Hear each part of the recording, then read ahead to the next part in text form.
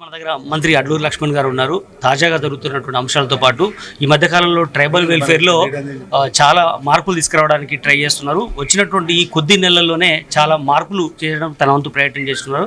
And మాట్లాడించే ప్రయత్నం చేద్దాం. చాలా వరకు ఈ మధ్యకాలంలో ట్రైబల్ వెల్ఫేర్కి సంబంధించినటువంటి నియామకాలకు సంబంధించి చాలా పెండింగ్ బిల్లులు ఉన్నాయి. అవన్నీ కూడా ఇప్పుడు క్లియర్ చేసినట్టేనా ఎట్లా? ఏదైనా కూడా ఒకటి, నేను ఆ వర్గంకి వచ్చిన వాడిగా రాష్ట్ర ముఖ్యమంత్రి రేవంత్ రెడ్డి గారి నేతృత్వంలో రాష్ట్ర cabinet social welfare, minority and disable and tribal మినిస్టర్గా నేను నా బాధ్యత ఏంటంటే మా పిల్లలకు సంబంధించిన చదువు కానీ, మా పిల్లలకు సంబంధించిన చోటు భోజన వసతి కానీ, మా పిల్లలకు సంబంధించినటువంటి ఫ్యాకల్టీకి సంబంధించిన విషయాలు కూడా ప్రత్యేక దృష్టి పెట్టడం జరిగింది.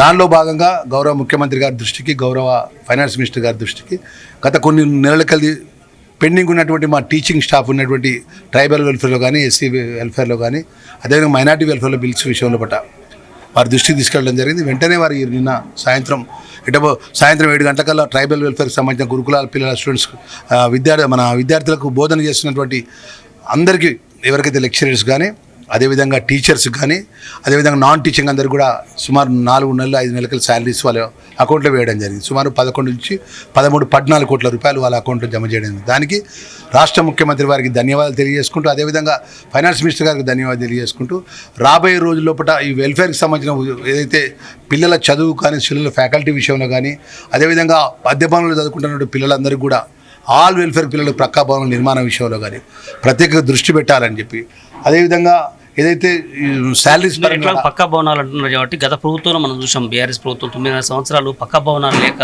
వాళ్ళకు అనుగుణమైనటువంటి వ్యక్తులు రెంట్లు తీసుకున్నారనే ఆరోపణలు కూడా ఆనాడు కాంగ్రెస్ పార్టీ చేసింది. ఇప్పుడు కూడా మొన్న వర్షానికి పెద్ద ఎత్తున నీళ్లు గారడం ఇట్లాంటివి, మీరు పక్కా భవనాలు ఎప్పటి వరకు కంప్లీట్ చేసే అవకాశం ఉంది? 20 నెలల్లో ఏమైనా ప్లాన్ చేశారా? తప్పకుండా ఒక యాక్షన్ ప్లాన్తో ముందుకెళ్తున్నాం. ముందుగా ఈరోజు యంగ్ ఇండియా ఇంటిగ్రేటెడ్ అని ఎస్సీ, ఎస్టీ, మైనార్టీ పిల్లలందరినీ కూడా, బీసీ పిల్లలందరినీ కూడా సుమారు 25 ఎకరాలతో ప్రతి నియోజకవర్గం 200 కోట్ల రూపాయలతో యంగ్ ఇండియా ఇంటిగ్రేటెడ్ స్కూల్స్ ఏర్పాటు చేయడం జరుగుతుంది గౌరవ ముఖ్యమంత్రి రేవంత్ రెడ్డి గారు.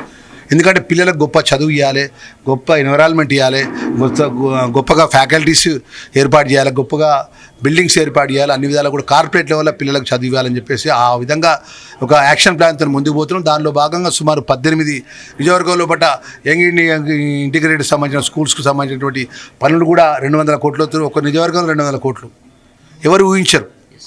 గత 10 సంవత్సరాలకి ప్రభుత్వం ఎన్నడూ కూడా ఈ వెల్ఫేర్ పరంగా, పిల్లల చదువు పరంగా ఎన్నడూ కూడా ఆలోచన చేయలే.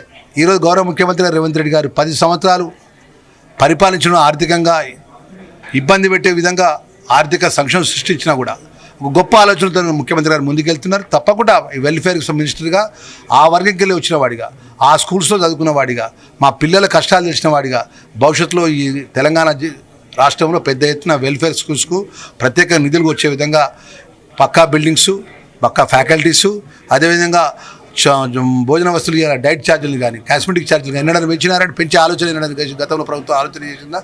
ఈ 22 నెలల ముందు ఉన్నటువంటి ఏ ప్రభుత్వం ఆలోచన చేయాలి. అప్పుడు నా ముఖ్యమంత్రి కూడా లక్ష్మణ్ గారు ట్రైబల్ వెల్ఫేర్తో పాటు సోషల్ వెల్ఫేర్కి సంబంధించినటువంటి పిల్లలు కూడా చాలా హాస్టల్స్లో ఇబ్బంది పడ్డారు. లాస్ట్ టైం మనం చాలా వివిధ రకాల జబ్బులతో ఇబ్బంది పడినటువంటి పరిస్థితి, డెంగీ జ్వరాలతో మరణించినటువంటి పరిస్థితి మనం చూసాం.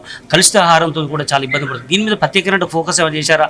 మీరు ఏమైనా ఆకస్మిక తనిఖీలు చేయడం కానీ ఇట్లాంటి అధికారులు ఏమైనా మానిటరింగ్ చేస్తున్నారా? ఇప్పుడు నేను వెల్ఫేర్ మినిస్టర్గా బాధ్యత తీసుకున్న వెంటనే నేను గౌల్దొడ్డిలో నుండి హాస్టల్ పిల్లలతో కలిసి భోజనం చేస్తాను.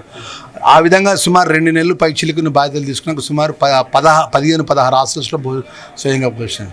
ఏదైతే కలుషితపరమైన ఆహారం తిన్న కాడ ఇబ్బంది జరగకుండా ఈరోజు పైలట్ ప్రాజెక్టు కింద 2 హాస్టల్స్లో మేము సుమారు 24 లక్షల రూపాయలతో మోడల్ కిచెన్ ఏర్పాటు చేయడం జరిగింది. షేక్పేటలో కానీ, అదేవిధంగా మల్లాపూర్లో కానీ.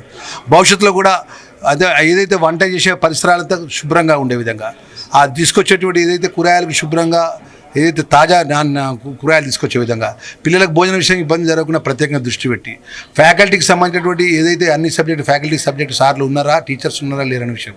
3వది బిల్డింగ్ నిర్మాణం. వీటి మీద ప్రత్యేకంగా ఒక పైలట్ ప్రాజెక్టుతో ముందుకు పోతున్న విషయం మీ ద్వారా తెలియజేస్తున్నాను. చివరగా ఉన్నటువంటి పరిస్థితుల్లో ఈ ఆకస్మిక తనిఖీల ద్వారా మీరు ఏమేమి ఐడెంటిఫై చేశారు? ఏం మార్పు చేసి విద్యార్థులు బాగా చదువుకునే అవకాశం ఉంటుంది? ఒకటి ఆకస్మిక తనిఖీల వల్ల ఒకటి ఏంటంటే అక్కడ ప్రిన్సిపాల్స్ కానీ, అక్కడ ఉన్నటువంటి ఏదైతే హాస్టల్స్లో వార్డన్స్ కానీ, అక్కడ ఎవరైతే అడ్మినిస్ట్రేషన్ ఉన్న వారికి మాకు ఒక బాధ్యత పెరిగింది, వారికి ఒక రెస్పాన్సిబిలిటీ పెరిగింది. నిర్లక్ష్యం అనేది పక్కకు పెట్టినారు. ఏ టైంలో ఏ సెక్రటరీ గారు వస్తారా, ఏ టైంలో మంత్రి గారు విజిట్ చేస్తారా, ఏ టైంలో జిల్లా కలెక్టర్ గారు విజిట్ చేస్తారా, ఏ టైంలో జిల్లాకు సంబంధించినటువంటి జేసీ గారు విజిట్ చేస్తారా అనేటువంటి ఒక ఏదైతే టెన్షన్తో వాళ్ళ బాధ్యతలు నిర్వర్తిస్తూ పిల్లలకు ఎక్కడ కూడా ఇబ్బంది జరగకుండా ప్రత్యేకమైన దృష్టి పెట్టడం జరుగుతుందని, ఇది రాబోయే రోజుల్లో ఇంకా గొప్పగా గౌరవ ముఖ్యమంత్రి గారి నేతృత్వంలో వెల్ఫేర్కి సంబంధించిన పిల్లలకు ప్రత్యేక దృష్టి పెడతాం. బిల్స్ వచ్చే అవకాశం ఉందా? 100% అన్ని బిల్స్ కూడా పెండింగ్ బిల్స్ ఒక్కటి కూడా పెండింగ్ లేకుండా ఇప్పుడు ఈరోజు నిన్న రాత్రి గురుకులాలకు ఎస్టీ గురుకులాలకు పడిపోయినాయి. ఈరోజు ఎస్సీ, ఈరోజు రేపు ఎస్సీ అండ్ అదేవిధంగా మైనార్టీ సంబంధించిన స్కూల్స్ కూడా క్లియర్ అయిపోతాయి. ఆల్మోస్ట్ ఆల్ టుడే 12 అండి. ఈ 20వ తారీఖు కూడా అన్ని క్లియర్ అవుతాయి అనే విషయం మీడియా మిత్రుల ద్వారా ఎంటైర్ వెల్ఫేర్కి సంబంధించినటువంటి పెండింగ్ బిల్స్ క్లియర్ అవుతాయి అనే విషయాన్ని మనవి చేస్తాం. ఆర్ఎస్ ప్రవీణ్ తరచుగా ఆరోపణ చేస్తున్నాడు, కుంభకోణం జరిగిందంటే ఒక వివరణ చెప్పండి. ఇప్పుడు ఆర్ఎస్ ప్రవీణ్ కుమార్ గారు నేనే మొత్తం ఎంటైర్ ఈ తెలంగాణ రాష్ట్రం కానీ ఉమ్మడి తెలంగాణ ఆంధ్రాలో ఉన్నటువంటి ఈ యొక్క సెక్రటరీగా పనిచేసాడు. మరి ఈరోజు ఈ కుంభకోణం విషయంలో కూడా ఆధారాలతో ఉంటే ఆధారాలతో తీసుకొచ్చి బయటపడమనండి. ఇప్పుడు కుంభకోణం ఏం కుంభకోణం? కోడిగుడ్ల కుంభకోణం ఎట్లయితుంది?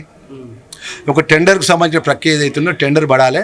టెండర్ పడి ఆ టెండర్కి సంబంధించినటువంటి ఏదైతే సుమారు 100,000 కోట్ల రూపాయల యొక్క ఆ ప్రాజెక్ట్కి సంబంధించిన కోడిగుడ్లు ఏదైతే సరఫరా జరగాలి. టెండర్ జరగాలి, టెండర్ అగ్రిమెంట్ కావాలి, సరఫరా జరగాలి. కానీ కుంభకోణం అయింది అంటాడు.